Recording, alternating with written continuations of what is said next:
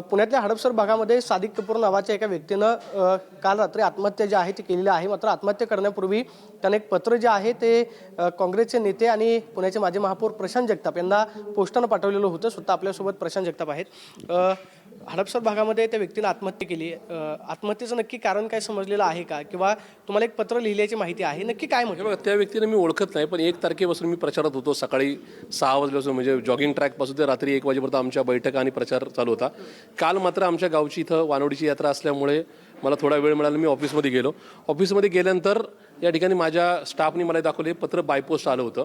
हे 1 तारखेला डिस्पॅच केलेलं आहे आणि याच्यामध्ये हे आतमध्ये पत्र होतं आणि ते पत्र सादिक कपूर यांनी मला दिलं होतं। माझ्या नावानेच ते पत्र आलेलं आहे। ते मी वाचलं आणि वाचत असताना सहकार्यानं सांगितलं की फारुख इनामदारचं याच्यात नाव आहे आणि फारुख इनामदारच्यामुळे एक कोणीतरी आत्महत्या करणारे असं ते सांगितलं।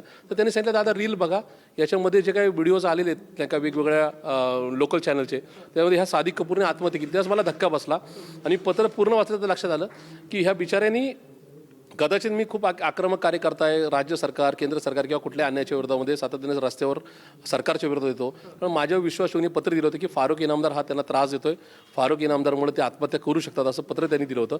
तसा मायना पण त्यांनी दिला, म्हणजे मी वायना वाचून दाखवेल की त्यांनी मला दिलं की माननीय प्रशांतदादा जगताप साहेब फारुख यासीन इनामदार हा टिंब टोळीचा आका आहे। तो अजितदादा पवार साहेबांच्या नावाखाली आपल्या भागात गोरगरिबांच्या जमिनी लाटण्याचं कामकाज करत आहे, गोरगरिबांचं जगणं मुश्किल करत आहे। तर त्या ठिकाणी या माझ्यावर आत्महत्या करण्याची वेळ आणलेली आहे। माझी 10 कोटीची जमीन त्यांनी हडपलेली आहे असं त्यांनी लिहिलं होतं। मग त्यावेळेस मात्र मी ठरवलं की जर प्रशांत जगतापवर सामान्य जनतेचा एवढा विश्वास असेल तर मात्र आपण हे पत्र लपवता कामा नये। मी पोलिसांना सुद्धा हे पत्र देणार आहे। पोलिसांनी जो कोणी फारुख इनामदार असेल किंवा कोणी असेल त्याच्यावर गुन्हा दाखल करावा, कायदेशीर कारवाई करावी। त्यांनी जर ती केली नाही, कारण याच्यात काही अधिकाऱ्यांची नावं त्यांनी लिहिलेली आहेत, त्या संदर्भात माझं काही म्हणणं नाही, कारण की तो पोलीस यंत्रणेचा भाग आहे। पण जर याच्यात कोणी दोषी असेल तर त्यांच्यावर कारवाई व्हावी। त्यांनी जर ते केली नाही तर मात्र मी माननीय मुंबई उच्च न्यायालय आणि सर्वोच्च न्यायालय नाही का दिल्लीमध्ये या ठिकाणी धाव घेईन। कारण की मला असं वाटतं की या शहरातल्या या राज्यातल्या लोकांना ज्यांना असं वाटतं की प्रशांत जगताप हा आपला या ठिकाणी संघर्षाचा आधार आहे, त्यांच्या नजरेत मला पडायचं नाही आणि माझ्याही नजरेत मला पडायचं नाही। याच्यासाठी वाटेल ती किंमत माझी मोजायची तयारी आहे, पण मी या संदर्भामध्ये पाठपुरावा नक्की करणार। फारुख इनामदार यांचं जे नाव लिहिलेलं आहे ते संबंधित आहेत का, किंवा निवडणूक लढवतात अशा पद्धतीने काय चर्चा? ते कुठल्या पक्षाचे आहेत त्याच्याशी मला काही घेणे देणं नाही।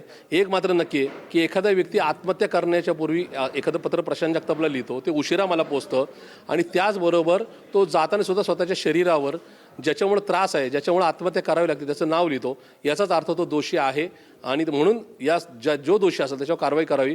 मला असं वाटतं की आज हे जे कोणी सादिक कपूर आहेत हे जगात नाही आहेत, पण त्यांना न्याय मिळवून देण्यासाठी प्रशांत जगताप वाटेल ते करेल।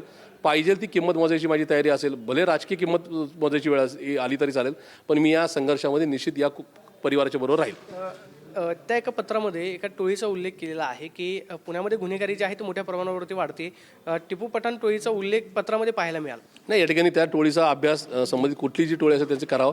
मुळातच महायुती सरकारने आजच्या दिनच्या नावाखाली ज्या पद्धतीने आता पुण्यात गँगवॉर आणलाय, कोयता गँग आल्यात, त्यांच्या सदस्यांना या ठिकाणी त्यांनी ज्या पद्धतीने उमेदवारी दिल्यात हे पाहता या ठिकाणी हे सरकार हे भ्रष्टाचाऱ्यांचं आणि गुन्हेगारांचं सरकार आहे। यांचे उमेदवार निवडून द्यायचेत का नाही द्यायचेत? देवेंद्र फडणवीसांचा जो काही चेहरा आहे तो खोटारडा चेहरा आहे।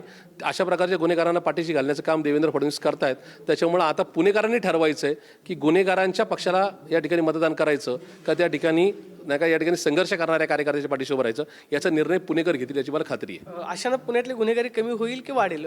असं जर एवढं करून एखाद्याने आत्महत्या लिहिण्यापूर्वी जीव देतोय, तो जगाचा निरोप घेतोय आणि चुकीच्या पद्धतीने निरोप घेतोय, अशा पद्धतीने जर त्यांनी पत्र लिहिलं असेल आणि त्या गुन्हेगारावर जर कारवाई झाली नाही तर मात्र सामान्य जनतेचा देवेंद्र फडणवीस, नरेंद्र मोदी, भाजपवर किंवा इकडून माहिती सरकार किंवा राजकीय कार्यकर्त्यांच्यावरचाच विश्वास उडून जाईल याची मला खात्री आहे। जर कदाचित पोलिसांनी दखल घेतली नाही किंवा गुन्हा दाखल केला नाही तर मग तुमचं पोलिसांनी गुन्हा दाखल करून घेतला नाही, कारवाई केली नाही तर माननीय मुंबई उच्च न्यायालयामध्ये मी त्या ठिकाणी 100% माझी केस दाखल करेल आणि या संबंधित कारवाई करा आणि सरकारवर सुद्धा कारवाई करा ही माझी मागणी राहील।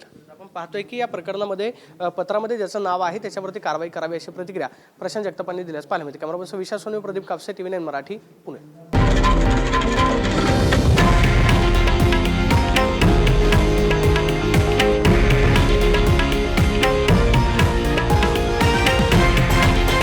हे आहे देशातील नंबर 1 न्यूज नेटवर्क आणि आपण पाहत आहात TV9 मराठी, एकमेव।